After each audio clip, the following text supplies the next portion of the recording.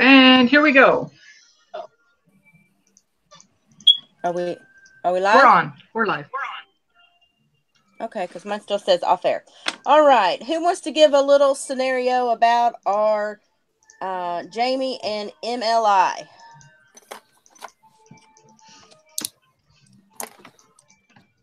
I can. All right. So Jamie's been with MLI for about 6 months.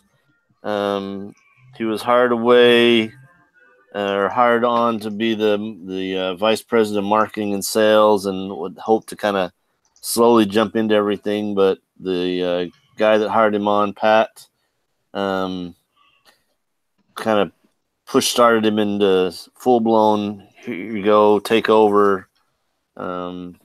It's a company. MLI is a company that's been around a while, but they've just been recently purchased by a bigger company, and they're trying to get everything coordinated, make all the new people happy, and Okay. was promised lots of freedom, and things are not quite that way. That is true. Okay.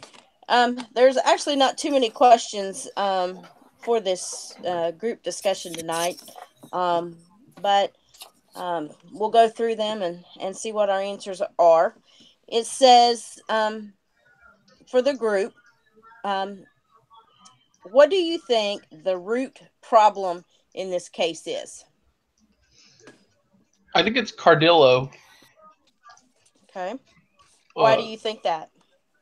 well, it's kind of like his actions and stuff. He said he told Turner one thing when he was hiring him, and promising him basically power over his job and power to set prices and kind of you're going to be a group leader and you're going to be in charge of that group and you're just kind of touch basis with other groups, but you're basically independent. And then Cardillo comes in now. Well, things haven't really changed for the better yet, and is now micromanaging, making decisions that Turner was supposed to be making, and which are either undermining or completely overthrowing what Turner has decided, and Mm-hmm. just been completely disruptive. And he's either not there, or when he is there, it just causes big old conflicts in a public environment that leaves people angry and confused. Yeah. Um, My first thought was, is any, there something going on in Cadulo's life that he's not sharing with anybody, because his temperament and his personality seems to change in a heartbeat. mm-hmm. And I But we wonder. also. Oh, go But ahead, Benny. I was going to say, I wonder too. Is he actually, does he have the actual leadership skills and management skills to do what he's been asked to do? He's got. It appears like he's got the ego and the desire to be the big boss, but he doesn't have those skills to go with it, and so he's trying to, like AJ said, micromanage everything and creating a dysfunctional company in the process. Mm-hmm. He completely lacks leadership skills.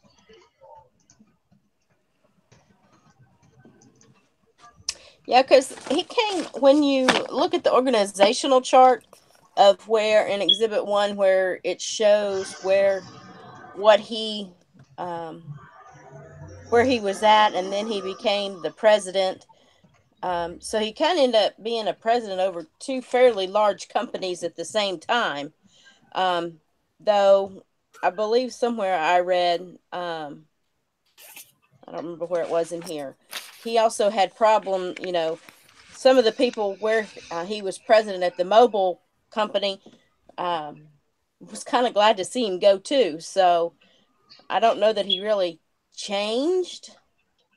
Um, and has he just taken too much on to be able to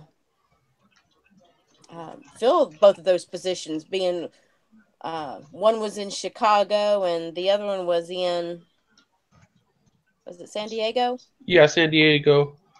Yeah, that's a lot of miles. Well, I don't know if the other company that he's president of is there, but Okay. Triple S is located within San Diego, and it sounds like he would spend time there. Well, and didn't his mentor, I forget the guy's name, put Pat in as the CEO of Mobile Lighting? So I wonder if there was Yes. some clouded judgment there. Was it Arthur Lipsky or? Yeah, I think that's his. Yeah, because I think Arthur Lipsky's in line to become the new CEO, and Pat was basically supposed to be in line to take Arthur Lipsky's position after that. Yeah. Okay. So we've Well, I kind think of figured out that. Oh, sorry, go ahead. Oh, I was going on. Do you have something else to say on that? AJ? It looks like part of the reason why Cardillo was put in charge was he was the champion, the person that was at Triple S that was pushing to acquire MLI. Okay. All right. So now it says, how did Turner get himself into this predicament? And what is going on? What is going on for Cardillo? So first, let's discuss how Turner got himself into this. He was he graduated from got his MBA when he was 30, I believe it was. No, I think it was before he was 30. Well, let's see here. I've got it right here. He's a marketing position since completing his MBA 6 years earlier. So he would have been in his 20s. He's 32 now. So how did he get himself in this predicament? I mean, he didn't listen to his intuition. He had some misgivings after the interview because he didn't meet any of the people at the new company. And he just kind of saw the stars in his, the blue sky and said, there's all this thing up ahead, and didn't really listen to what his gut was telling him that something else might be going on. I thought it was strange that he knew more about the company from his internet research before the interview than Cardillo did. Yeah. Yeah. The other problem is he was in a company where he just felt like it was overmanaged, and he didn't think he had anywhere else to really go within that company, and decided to try something new, and ended up getting into a company that was a bad decision, a bad situation, and now switched to a new company and is having the same kind of problem of now it's becoming into a bad situation as well. It's almost like he was the victim of a bait and switch. I mean, everything he was told about the company was great. He finally met some people, but he got there, and all of a sudden, it was a total game changer.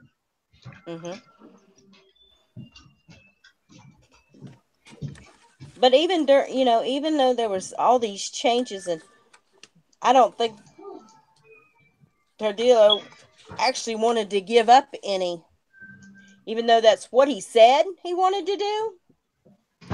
I don't think he really wanted to give up that control because he kept interfering. And he there at the beginning when Turner took the position, they discussed who would have control of certain things, but then a week in, he's like, okay, you're going to do this, and added to Turner's responsibilities. And then something else would come up, and he'd say, well, Turner, you got to take this responsibility on. But then when it come down to the end and making decisions, he didn't support Turner. He went against him, or as y'all said earlier, the outburst in meetings and criticizing people in the hallways instead of behind closed doors. Yeah, his lack of leadership skills are shown.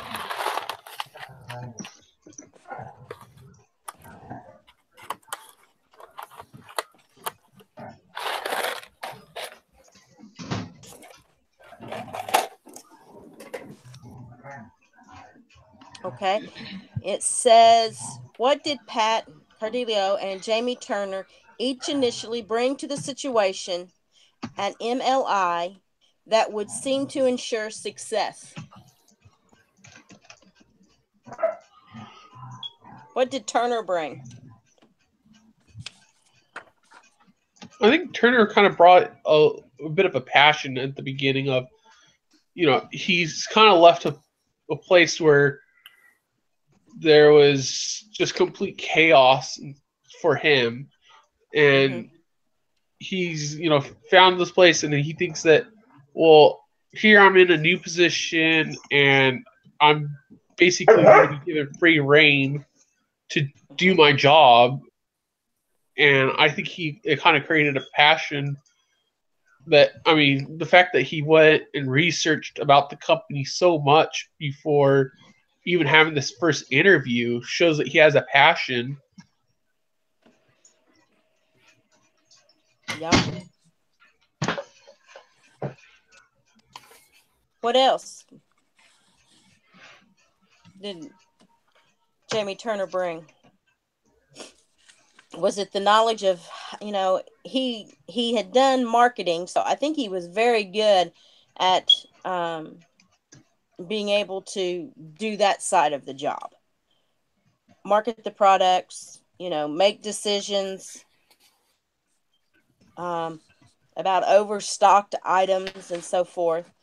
I think he had an idea of at least what he thought would be right to try to stop the decline in cash flow. Because that was part of the problem, that the cash flow was not there.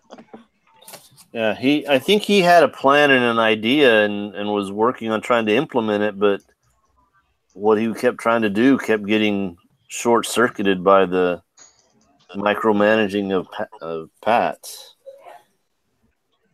Okay. Well, I think part of what Turner did was he was trying to make the margins better, but then there was outside sources that caused the margins to not change as much as he was planning. Right. I think Cardillo kind of jumped in and started micromanaging after that. Yeah. Okay. What did Cardillo? What did he bring? What was his? What did he bring to ensure success at the business? He had those strong opinions about how to run the business and how to, believe. It says he believed in management by objective and good communication, and that each manager should run his or own area with the minimum help, and so he said in this business, control and marketing are the most important functions, and that the controller was the guardian of the assets, and everybody else had to just take care of their own area. And so he talked one way and then acted completely different. Don't do as I say. So. Okay. All right. Well, he did have a lot of experience with the company. He seemed to kind of know it inside and out, which is good, which is something that Jamie didn't really get a chance to experience.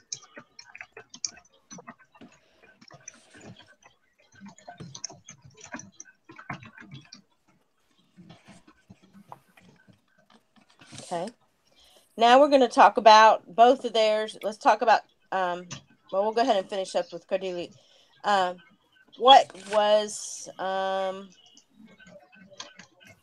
did Cardillo, that seemed to, I guess ensure, what was some of the things that he did that was a failure for the business, for the lighting company? Micromanagement. Here. Yeah, definitely. Implementing changes without understanding things. So, they just redid the stock floor, I believe it was, to make it more efficient. And so you could sit at a computer and kind of look over things, and everything was nice and done yet. He came in there and says, "No, I want to be able to walk through the warehouse and tell what we have just by walking through the warehouse."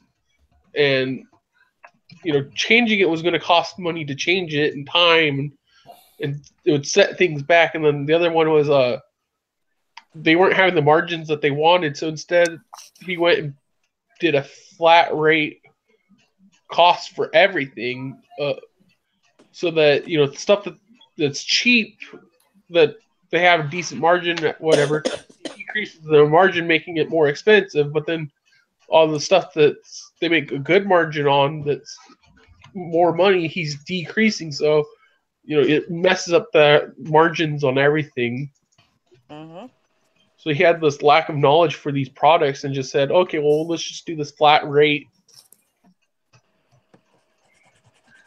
Yeah, just didn't seem to know how to actually implement a proper plan. Well, he also made plans for Jamie's sales team. Wasn't it Tim Kelly, the sales manager? Didn't Cadillo say that he needed to be in Kansas City 1 day a week on Monday? I mean, yeah. not only is he dictating where the staff should be, but when they should be there, with no regard for their time at all. Mm-hmm. I had forgotten about that. Mm-hmm. Yeah, it was because the Kansas City was declining, and so he wanted them to switch over to the Chicago stuff. Basically, become more computer-related stuff. Mm-hmm. Okay. What do we feel Turner failures were? He didn't speak up sooner. Yeah. He didn't understand the dynamics in the company. He made an enemy when he poached one of the people that he needed. And from the controller, so that didn't help him.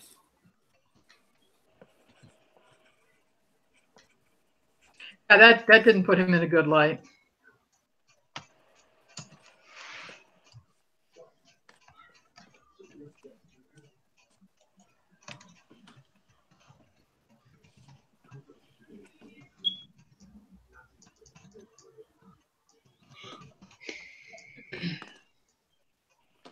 Okay. Any other things that we think he might have was failures? Because he, like you all said, he didn't speak up. He didn't understand the dynamics. Somewhere in there, the one thing, he kept kind of going back to, even after he had the interview, he had concerns, but then he went ahead and accepted the job. Then later on in the article, it talks about, he was worried if he had, because he seemed so confused over what he had been told and what was actually happening. I don't know how to word that as far as, did he not really, a failure for him personally, did he not really think it all out well enough before he actually made that decision? Because there was some inklings there at first that it might not be a good move.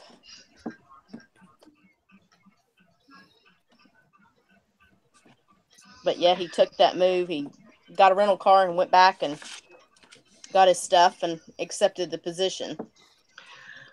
Well, my husband just took a job less than a year ago where he is now, and he did not give notice at his former employers until he had his job description in writing. And I wonder if Jamie could have asked for the same thing, some kind of, what did they call it? A letter of intent or a letter of employment, where at least there would be some things written down and on paper. Yeah. I don't know, I kind of came under the impression that he wasn't actually currently working when he got hired.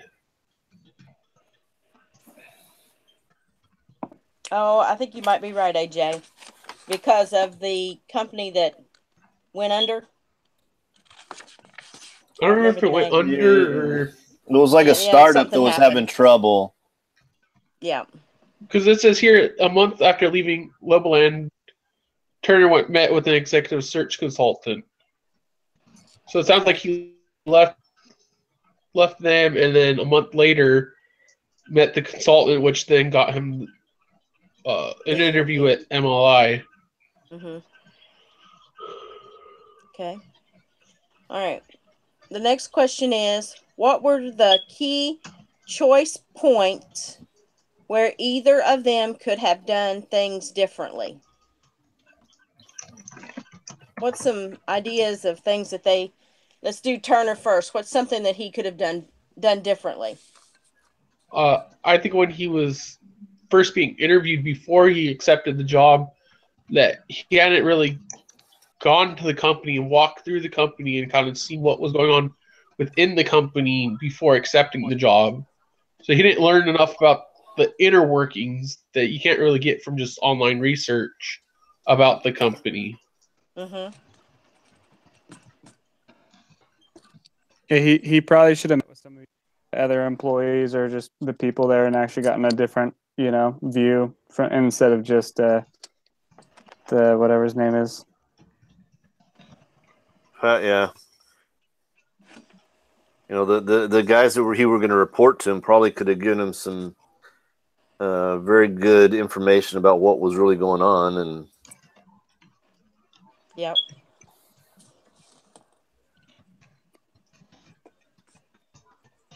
All right.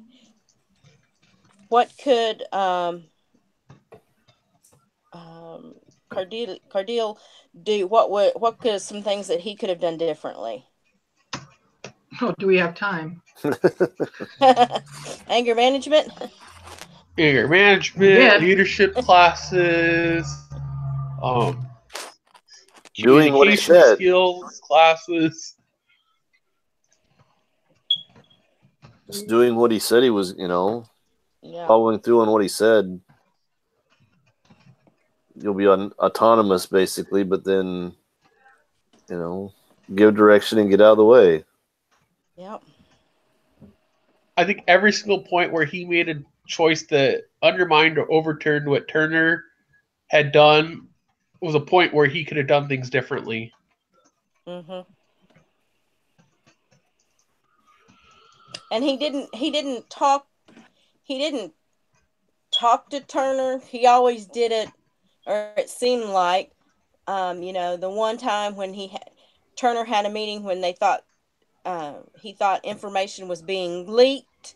Turner had a meeting with his staff. They had discussed it, but then he had to redo the meeting again to see how Turner handled himself. Well, if he wanted to know, why wasn't he there the first time? Yeah. Okay, our last question for the evening, and then we'll have last comments. How, if at all, should Turner approach Cardile at the end of this case? So, how do you think Turner should approach him?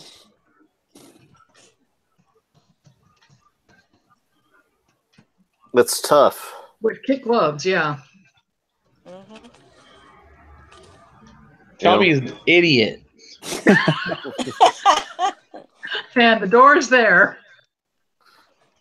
It's almost like he was being set up the whole time to be the scapegoat. Mm-hmm. Yeah. So it's kind of hard to.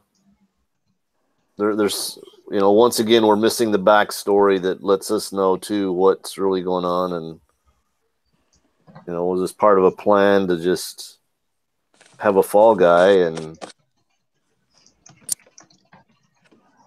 I mean, that's what it feels like, but I kind of wonder if maybe there was something else going on that's what caused all this to happen. Because I mean, it sounded like Cardillo was the driving force for Triple S to acquire MLI, and it doesn't really say how long they've really held MLI as owning it and all that. And and stuff. But like, yeah, there just seemed to be like it seemed like he wanted to be done with the place, but then at the same time didn't want to let go of control. Yep. Actually, if I were in Turner's shoes, because I think one of the last sentences of the case study was, we know he was there early and he's organizing his thoughts and everything. Okay, fine. But then he heard his boss's footsteps coming down the hall. I think at some point there's going to have to be some mention by Turner of, hey, Pat, or whatever he called him, are you okay? You seem to be different. You were real jovial and friendly when you hired me. Is there something going on? Did I do something wrong? And just kind of fall on the sword like that. Because you certainly can't say you're being a dork. That's not going to go well. That's just not going to end well. But there's got to be some human to human element there saying, hey, you're not like I remember you. Yeah. Yep. A heart-to-heart conversation, huh? That'd be my thought. Yeah. Yeah, I think I agree. Makes the most sense. Yep. I mean, who knows? The guy could have a cancer diagnosis. His wife could have had a stroke. 100 things. We could make up reasons all night long that he just has chosen to keep to himself, but didn't do so good at hiding them because they came out in his behavior. Right. Absolutely. Yep. All right. Any last comments about the case to wrap things up? Turner should just quit. Get out of a bad situation. Well, I don't know if that's going to work on him because he was already nervous about having a second job in 18 months, and he was afraid that he was going to be viewed as a job hopper, or what do they call him? Yeah. Like that. So he's looking out for himself too. And it says a bunch of his friends that graduated with him without work and having a hard time. So. Mm-hmm. Yeah, I mean, I just think he just needs to have that conversation. Ryan.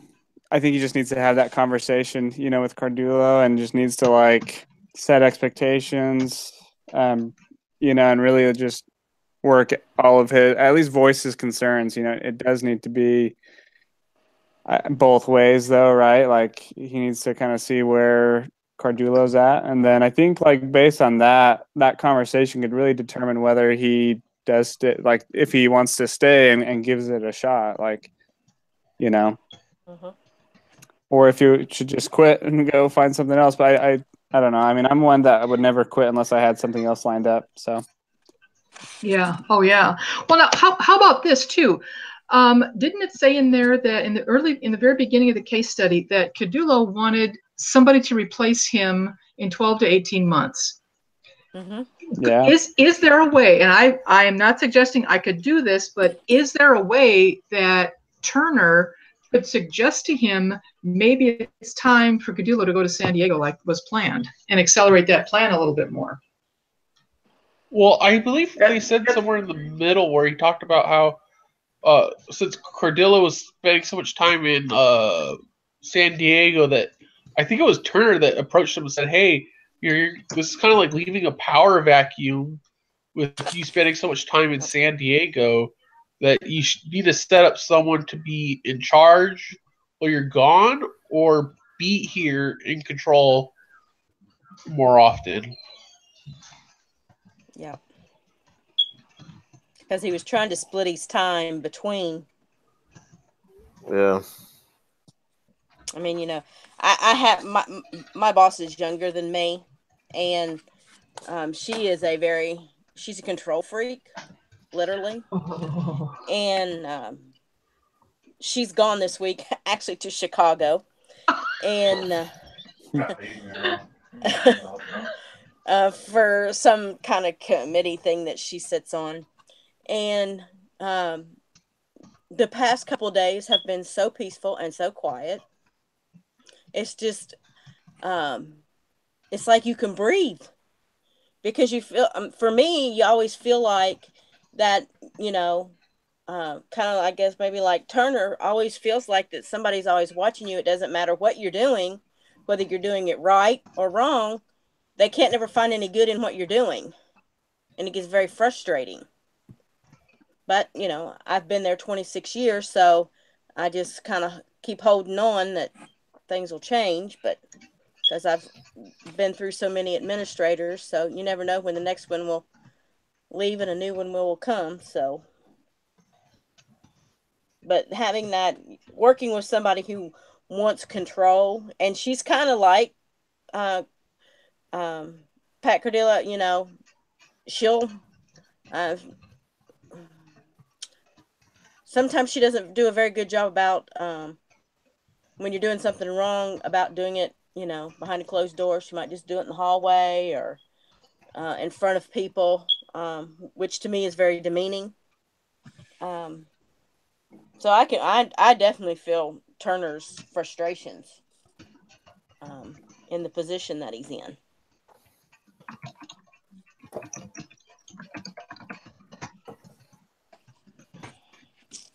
Anything else? Nope. All right. Well, Cheryl, I know you'll take care of sending the link out to the group. And thanks, everyone, for your time and your participation in our discussion tonight. Want me to stop this, Carolyn? Yes. Okay, so I do have one question.